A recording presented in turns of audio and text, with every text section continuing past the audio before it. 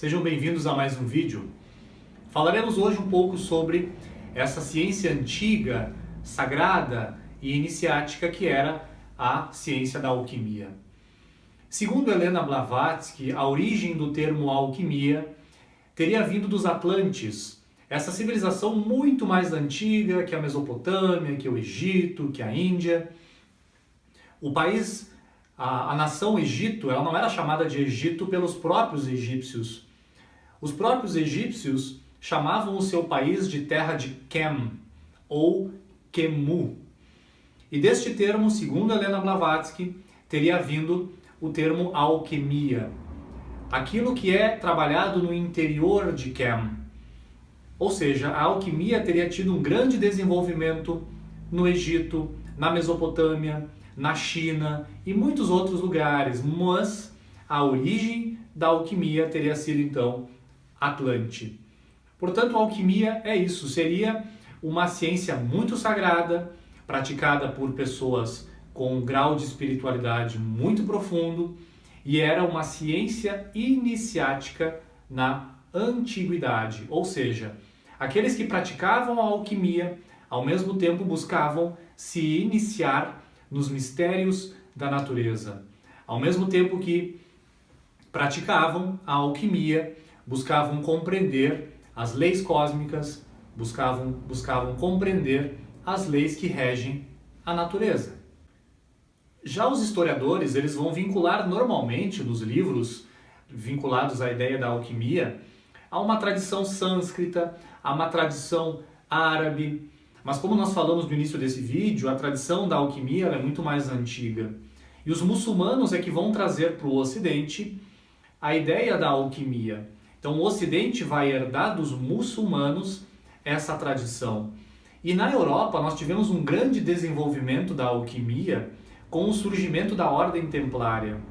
Os templários teriam ido para a região da Terra Santa, teriam ficado mais ou menos uns 10 anos na Terra Santa, 9 a 10 anos, e depois deste contato na Terra Santa com mistérios, com ensinamentos, com esoterismo, eles teriam trazido esses ensinamentos para a Europa. E em menos de 2 séculos, ou seja, em menos de 200 anos, nós percebemos ali o surgimento na Europa de inúmeras catedrais góticas, aplicando a ciência do número áureo, aplicando a geometria sagrada, aplicando também a alquimia aos vitrais das catedrais, aplicando a alquimia a vários elementos que eram usados não somente nas catedrais, mas eram usados também nos ritos dos templários, nas cerimônias iniciáticas e mistéricas dos próprios templários. Então nós vemos essa tradição da alquimia, que é uma tradição muito antiga, que vai passar depois para o Egito, Mesopotâmia, depois vai ficar com os árabes vão repassar de novo esses ensinamentos para os cristãos. E depois disso nós não temos muitos vestígios, nós não temos muita história sobre o que aconteceu após o advento dos templários, ou até mesmo o que teria acontecido dentro do Renascimento com essa ciência sagrada, que era a ciência da alquimia. A ciência da transmutação dos materiais, a ciência da transmutação dos elementos. Mas como já falamos nesse vídeo, a verdadeira transmutação, a verdadeira evolução, aquilo que realmente transmutava era a natureza do ser humano que praticava a alquimia. Por isso que os requisitos básicos para um verdadeiro alquimista eram a paciência, a fé, uma mente muito disciplinada, um coração muito puro, ou seja, era necessário uma formação de caráter imprescindível, um caráter muito purificado, uma natureza muito pura para a verdadeira prática da alquimia. Porque junto com a alquimia eram utilizados, por exemplo, a ciência da astrologia, era usado também a música, eram usados muitos elementos, mas essencialmente, se o ser humano não tivesse um grau interior, um nível de consciência específico, ele não poderia praticar a verdadeira alquimia. Porque ao mesmo tempo em que os materiais iam sendo transmutados, o próprio material de que o ser humano é feito também ia sendo transmutado. E por isso que os alquimistas eles nos deixam muitos símbolos, e muitos símbolos que para nós hoje eles são um tanto incompreensíveis porque eles deixaram numa linguagem fechada. O que nós sabemos, o pouco que nós sabemos pelos livros de alquimia, é que o Sol está vinculado ao ouro, a Lua com a prata, o Mercúrio, claro, vinculado ao próprio material Mercúrio, e assim por diante. Cada astro, por exemplo, do nosso sistema solar, como por exemplo o astro Saturno, está vinculado à ideia do chumbo. E para aqueles, claro, que estudam astrologia, sabem que o Saturno trabalha com esses elementos na natureza humana que precisam ser transmutados. Essas limitações que nós temos na nossa natureza humana, que precisam de mais esforço, que precisam de uma maior intensidade da força de vontade do ser humano para que aquilo seja transmutado.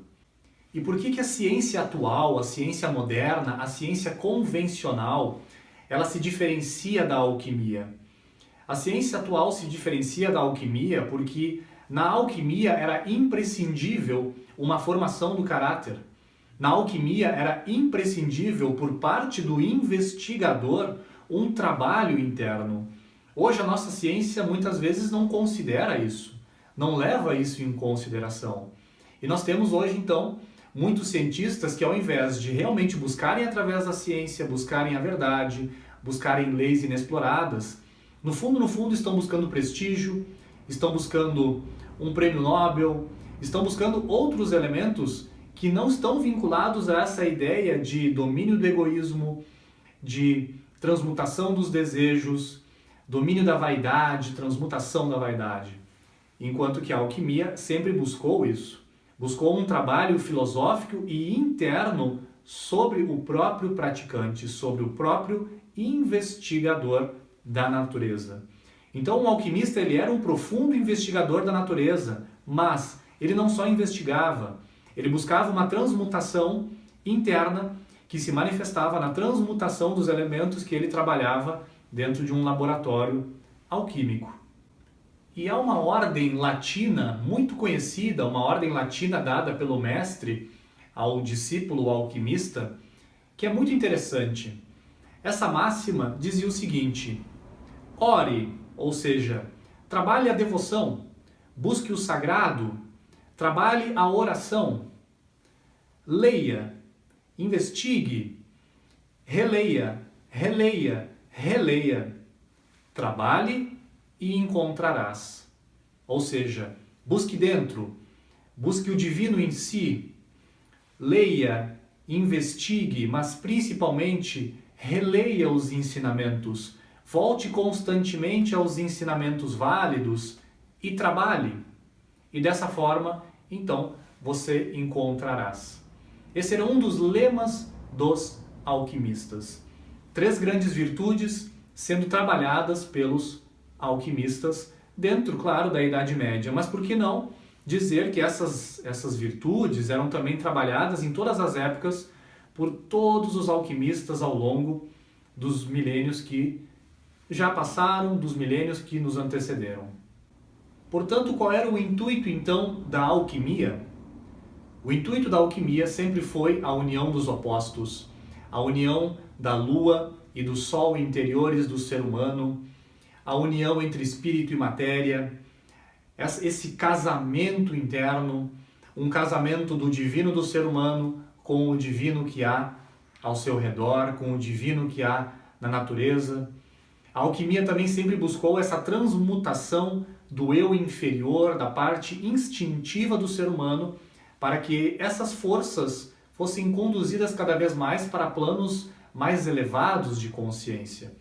Esse era o intuito da alquimia, a transmutação do próprio ser humano.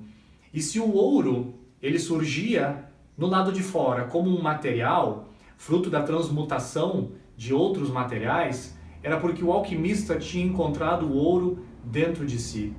Era porque o alquimista ou a alquimista tinha encontrado em si o divino, tinha chegado a uma unidade interior, depois de muitas provas, depois de muitos ritos, depois de muito estudo, de muita prática alquímica. E claro, para todos esses alquimistas, a grande chave era a chave do amor. Essa chave da unidade que transmuta desejos, paixões em sentimentos, que transmuta vaidades, egoísmos e medos em uma entrega, em algo mais divino, em virtudes como a generosidade e a entrega a uma energia superior, uma entrega ao sagrado que há na natureza. Essa seria então a grande chave, a chave de união, a chave de religação dos opostos dentro do próprio ser humano. A chave, como já dissemos, era a chave do amor. Se você gostou desse vídeo, deixe seu like. Se ainda não é inscrito no canal, por gentileza se inscreva e até o próximo vídeo.